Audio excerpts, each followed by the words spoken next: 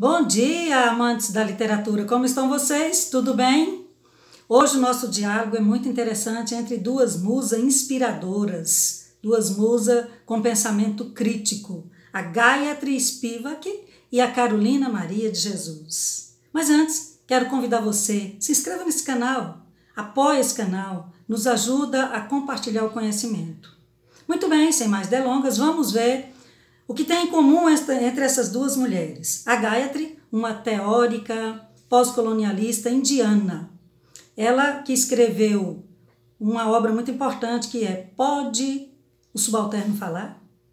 E a Carolina Maria de Jesus, uma ex-catadora de papel da favela do Canindé, em São Paulo, que escreveu Quarto de Despejo. Muito bem, existe muito em comum entre as duas, sobretudo o pensamento crítico, o desejo de dar a voz ao outro, de pensar no subalterno. E você me pergunta, quem são os subalternos? Os subalternos são todos aqueles que vivem à margem da sociedade, sem direito de voz. E isso não aconteceu só na época da colonização, não, ela acontece hoje. Nossa sociedade está cheia de pessoas sem voz. Pessoas que são representadas.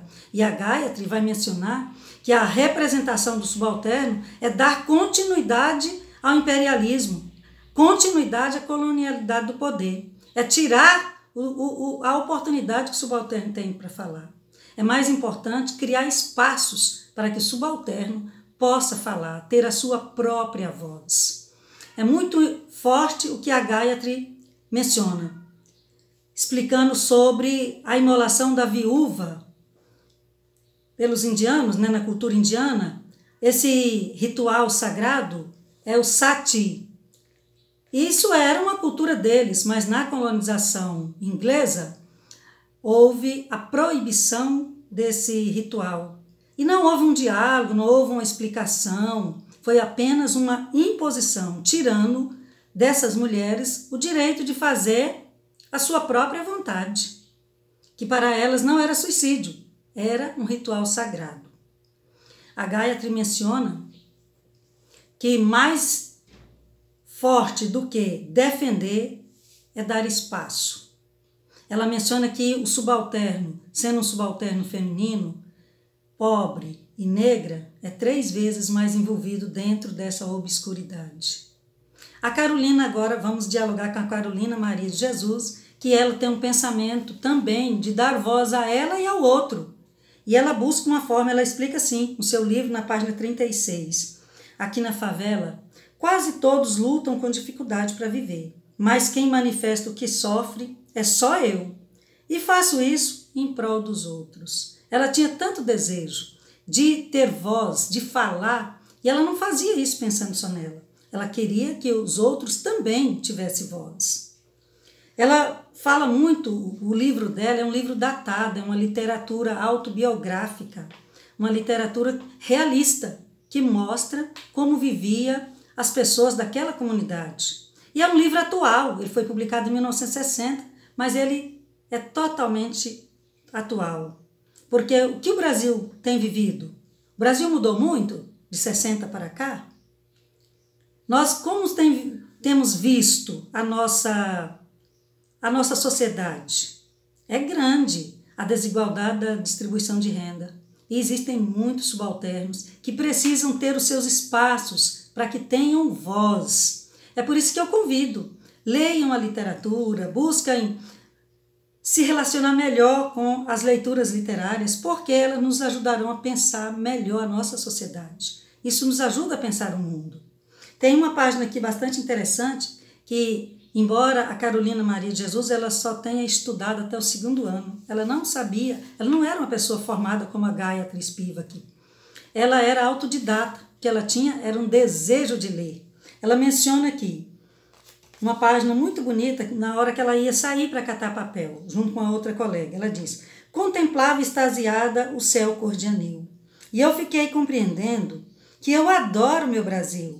Meu olhar pousou nos arvoredos que existem no início da rua Pedro Vicente.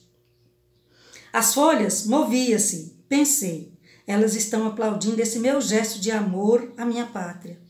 Toquei o carrinho e fui buscar mais papéis. A Vera ia sorrindo E eu pensei no Cassimiro de Abreu, que diz: ri, crianças, a vida é bela. Só se a vida era boa naquele tempo, porque agora a época está apropriada para dizer: chora, criança, a vida é amarga. A Carolina, apesar de ser uma catadora de papel, de ser uma mulher muito simples, de vida muito dura, de passar fome, ela então tinha essa força interior nela, porque ela tinha um pensamento crítico. Ela gostava muito de ler, de escrever.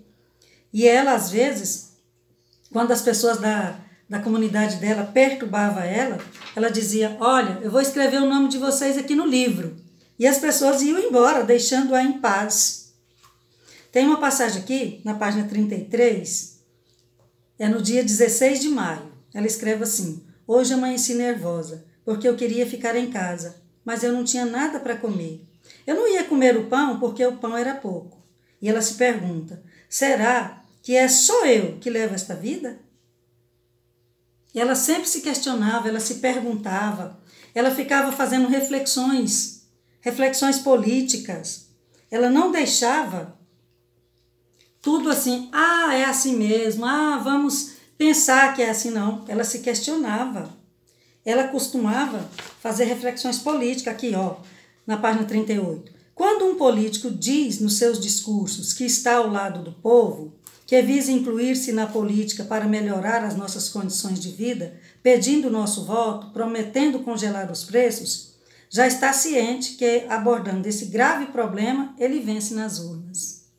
Ela imaginava que bastava o político vir com as suas promessas, que o povo acreditava, porque o povo está em busca de representante, de gente que vem resolver as questões sociais que todos nós estamos envolvidos, que isso não era um assunto só da Carolina, continua nosso. Ela diz assim na página 41, duro é o pão que nós comemos, dura é a cama que dormimos, dura é a vida do favelado. Ela chama atenção muitas vezes para sairmos em busca de voz, para lutar não só por si, é preciso pensar no outro, é preciso pensar na coletividade. Não posso querer melhorar só a minha vida. Ela era uma pessoa que pensava de forma coletiva.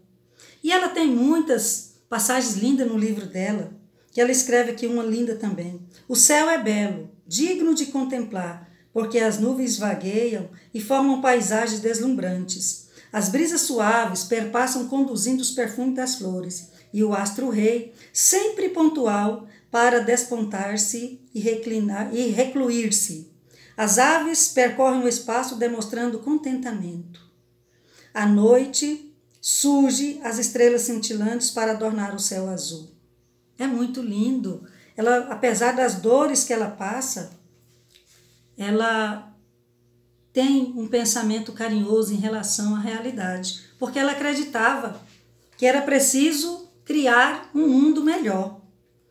Em um determinado momento, aqui está escrito dia 27 de maio, ela saiu para catar papel e sentiu tanta fome, e ela diz assim: resolvi tomar uma medida e comprar um pão. Que efeito surpreendente faz a comida em nosso organismo. Eu, que antes de comer vi o céu, as árvores, as aves, tudo amarelo, depois que comi, tudo normalizou-se aos meus olhos. A cor da fome para ela era amarela, era uma cor sem sentido, ela sentia muita fome. Todo o trabalho dela aqui, ela fala sempre sobre a questão da fome. É uma personagem que perpassa seu livro, porque era a rotina dela. Ela vivia lutando para manter o alimento dentro de casa.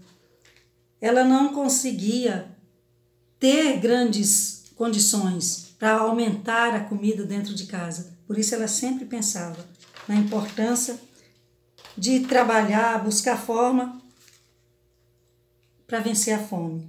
No dia 12 de junho, ela escreveu uma outra, na página 58 agora, ela escreve assim: eu deixei o leito às 3 da manhã, porque quando a gente perde o sono, começa a pensar nas misérias que nos rodeiam. Deixei o leito para escrever. Enquanto escrevo, vou pensando que resido num castelo cor de ouro que reluz na luz do sol, que as janelas são de prata e as luzes de brilhantes, que a minha vista circula no jardim e eu contemplo as flores de todas as qualidades. É preciso criar este ambiente de fantasia para esquecer que estou na favela. Muito lindo, eu convido você, leia. Siga o exemplo da Carolina. Ela explicou aqui numa entrevista, já no final do livro, na qual ela explica assim, o significado da literatura para ela. A transição de minha vida foi impulsionada pelos livros. Tive uma infância atribulada. É por intermédio dos livros que adquirimos boas maneiras e formamos nosso caráter. Se não fosse por intermédio dos livros que deu-me boa formação, eu teria me transviado, porque passei 23 anos mesclados com os marginais. Aí ela perguntaram para ela também por que ela escrevia, né? Ela respondeu, quando eu não tinha nada o que comer, em vez de xingar, eu escrevia. Tem pessoas que quando estão nervosas, xingam ou pensam a morte como solução.